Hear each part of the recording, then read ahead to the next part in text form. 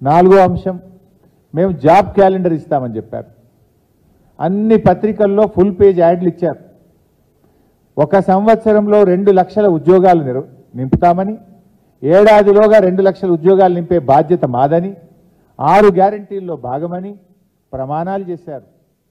ఇద్దరు సంతకం పెట్టారు. ఆనాటి పిసిసి అధ్యక్షుడు, అదేవిధంగా ఆనాటి శాసనసభాపక్ష నాయకుడు ఇద్దరు సంతకాలు పెట్టి ప్రజల్ని నమ్మించారు.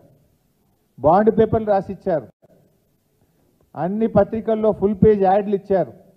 ఇది చూడండి అడ్వర్టైజ్మెంట్. ఒక్కొక్క పత్రికలో ఫుల్ పేజ్ యాడ్లు ఇచ్చారు. మేము 6 గ్యారంటీలు అమలు చేస్తాం, ఏడాదిలోగా 2 లక్షల ఉద్యోగాలు ఇస్తాం, ఇది మా జాబ్ క్యాలెండర్ ఇచ్చారు. ఏమైంది?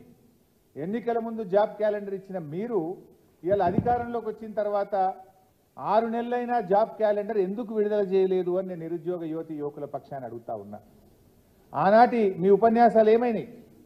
ఎందుకు జాబ్ క్యాలెండర్ ఇవ్వడం లేదు? మీరు ఏడాదిలోగా 2 లక్షల ఉద్యోగాలు ఇస్తామన్నారు. ఇప్పటికే 6 నెలలు అయింది. ఏవి మరి 6 నెలల్లో ఒక్క నోటిఫికేషన్ ఇచ్చారా? ఏవి మీ 2 లక్షల ఉద్యోగాలకు మీ ప్రణాళిక ఏది? మీ జాబ్ క్యాలెండర్ ఏది?